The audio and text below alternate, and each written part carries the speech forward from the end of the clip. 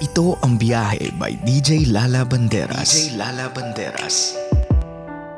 Love, nagbabalik DJ Lala para sa ating programang Sakto, Klaro, Diretso. Love, dito sa Pinas, ang workers or not all employees ay given ng mandatory benefits like sa ibang bansa. O diba sila kasi may mga healthcare keme-keme. Luckily for some of us, we landed on a company that cares about the welfare ng employees nila. May pa-PhilHealth, SSS, Pag-ibig. Sadly, hindi ito ang case sa karamihan ng ating manggagawa. Hindi ito offer ng lahat ng employers, lalo na kung mga small-time businesses sila. Love, this is something we can't do something about. Sa totoo lang, kahit ilang beses pa tayong magreklamo, the sad reality of the line, take it or leave it, is just something that we have to accept. Knowing that you are overworked, my love, I suggest you get yourself these beneficial subscription or kung ano mang tawag sa kanila, membership, kahit ano.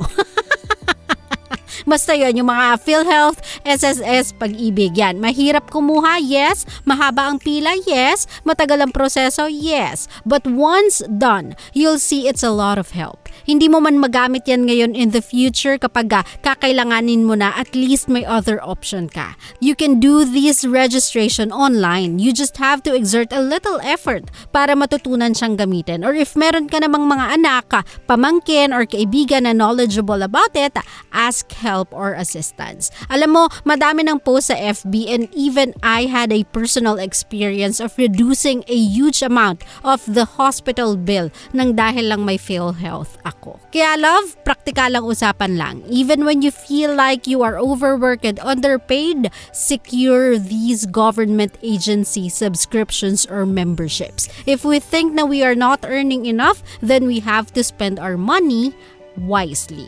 Klaro? Ikalawang punto tungkol sa ating biyaheng overwork, underpaid. Maybe love, the reason na nararamdaman mo yan is because you are taking too much on your plate. Maybe you need to let go of some and just focus on the ones you can actually accomplish. Walang masamang tumulong, my love, pero hindi dapat lagi. Walang masamang magpabibo, pero not when you are already being taken advantage of. Tandaan mo, kaya may mga taong abuso kasi may mga taong laging nagpapaabuso. Don't do that. Sometimes you have to work smart. Kung alam mong pare-pareho naman kayo ng sinasahod, pare-pareho naman kayo ng ibinibigay na oras to accomplish your workload, then do not take over others' tasks unless life-threatening emergency yon. You wanna make friends? That's okay. Then be nice and kind. But don't mistaken yung pagpapasa nila ng trabaho sa'yo with lines na friend, favor as part of that friendship. Draw a fine line between at-work friendship and professionalism. Again, love, do not take more than you can handle. Do not overwork yourself so others can be paid ng kapareho ng sweldo mo with half the work you've been doing. Kung ang pasok ay 8, go to work ng 8. If ang uwian ay 5, leave work ng 5. That's not bad. It's called being efficient within your working hours. Klaro? Awat muna tayo sa ating biyahe ngayong gabing overwork, underpaid dahil magbibigay muna tayo ng daan sa ating biyahe sender of the night na nagpadala ng kanyang biyahe sa ating FB page na DJ Lala Banderas. Ito ang biyahe ni Mine. Dear DJ Lala, good evening po sa inyo and please, I need your advice. Naguguluhan po ako at sobra akong nasasaktan ngayon. Halos namamaga na nga po yung mata ko, kakaiyak kanina pa. Just call me Mine. DJ Lala, meron po akong boyfriend na single dad nung nanligaw po siya sa akin. Sabi niya, hiwalay na daw sila ng girl kasi sumama na daw yung girl sa ibang lalaki at buntis na daw yung girl. DJ Lala, umabot kami ng 44 days. Nag-monthsary pa nga kami. May nangyari pa sa amin 3 times kasi nag-hotel kami. Single mom din po ako. DJ, naniwala po ako sa kanya na wala na sila ng ex niya. Di naman sila kasal, kaya lang po kanina na-confirm ko na may communication pa sila ni girl. Nabasa ko silang magka-chat na nag-I love you at I love you to pa sila sa isa't isa. Nung hinarap ko siya, sabi niya hindi na daw po niya mahal si girl. Di na daw siya masaya at para na lang daw sa mga bata yung ginagawa niya. DJ Lala, nagulat po ako sa nabasa ko. Wala akong magawa kung hindi umiyak at namura ko siya sa sobrang sakit. Ngayon po di ko po alam kung paano po mag-uumpisa at bubuuhin ulit ang sarili ko.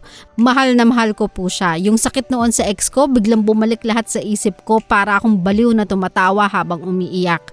Nagtanong siya anong desisyon ko. Sabi ko, gawin niya po kung ano ang dapat at tama. DJ Lala, di ko alam kung anong gagawin ko. Hanggang ngayon, panaiyak pa din ako. Iniwan niya ako sa hotel kasi pinaalis ko na siya dahil sa sobrang sakit. DJ Lala, mahal ko po siya. Pero ayaw ko makasakit at makasira ng pamilya. Please, advise me. Sana po mabasa niyo yung chat ko ngayon para marinig ko yung advice niyo. Thank you po, DJ Lala. Well, hi Mine! Una sa lahat, I'm sorry that your love story had to end that way, but I think yun na yung perfect way to describe it. End. Tapos na. Sarado na. Nothing left to do but move forward. I know, easy to say, hard to do, I know. Been there, done that. Multiple times. But do we have another option, love? Do we have another choice than to pick ourselves up and keep going? Wala, love. You have a child. So no questions asked, kailangan mo talagang bumangon dahil may isang buhay na nakasalalay sa'yo. Will it be hard? Will it be painful? Will you keep on crying? Yes, yes, and yes. But that's the risk we took nung binuksan natin yung puso nating magmahal. We agreed to take the good with the bad. We agreed to gamble on love, hoping na this time around it will last. That's just how it goes, my love. But just like any other heartbreak, you'll get past it. Nalagpasan mo nga yung breakup mo sa tatay ng anak mo eh. Why will this one be any different? Love, at this point, kailangan mo nalang piliing lumaban. Kailangan mong piliing bumangon. Aside sa part na wala ka naman talagang ibang option, because you did the right thing. At minsan ang tamang daan, yun kasi talaga yung pinakamasakit. Yun yung mahirap, pero at least hindi ka makukonsensya, 'di ba? Taas na umong masasabi sa sarili mo at maging sa anak mo na kapag nagmahal ka, di bale nang masaktan ka kaysa makasakit ka ng iba. Sugal ang magmahal, love. Minsan jackpot, kadalasan olats. Pero if you do it right, you will always be the one that got away. The person na panghihinayangan ng tao na nawala sa kanila. That one you can carry with you, guilt-free, with pride. Kuha mo, love? So now just endure the pain. Take comfort knowing na hindi ka nagpakasasa sa kasiyahan na bunga ng kamalian.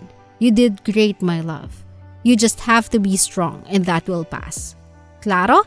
I hope nakatulong ako sa pinagdadaanan mo, Mine. And I hope you can see yung silver lining na tinatawag ni Catriona Greo, diba? Good riddance, yung ganyang klaseng tao. That's a type of person you wouldn't want to spend the rest of your life with, okay? Sa mga kabisyo natin, kung katulad ni Mine, meron din kayong problema na you wanna share my way, all you have to do is do what she did. Pwede kang sumulat sa aking Facebook page, DJ Lala Banderas. Or kung gusto mong text, pwede din 0917-851-4329. Again, 0917-851-4329. Love, eto na ang huling punto ng ating biyahe for tonight na overwork, underpaid. Love, you can only be in this position for so long. If you know na hindi na to sumasapat, kailangan mo nang samahan ang sipag ng konting diskarte sa buhay. Either humanap ka ng sideline or humanap ka ng ibang mapapasukan. It may not be the smartest idea sa panahon ngayon, but it's not bad to look for options, diba? Ang pananagutan mo sa kumpanya kung saan ka nagtatrabaho ay bound by the working hours you signed up for at lahat ng nasa contract mo if you have one. Anything beyond that, it's your time, your life, your choices, your rules. So again, be smart. Hindi masamang maghangad ng more than what you are getting if you think you deserve it and if you think that there's a possibility for it to happen. Doon lang tayo sa katotohanan, my love. Mahirap baguhin ang sistema. So if meron kang chance, don't go against the current. Just switch lanes. Claro?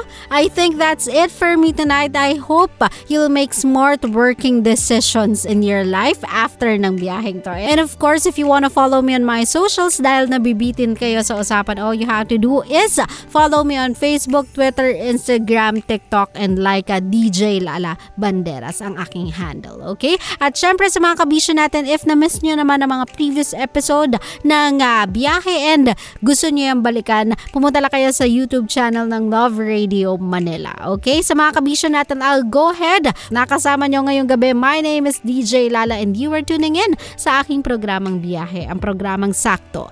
Claro, diretso ng 90.7 Lover Radio. GV lang, walang hate, puro love lang. Good night, everybody. Bye! Love you! Always your number one. SM radio station. Love Radio. Love, kung natuwa ka sa aming video, i-click mo na yung subscribe button at yung notification bell para naman notified ka sa mga bago naming videos.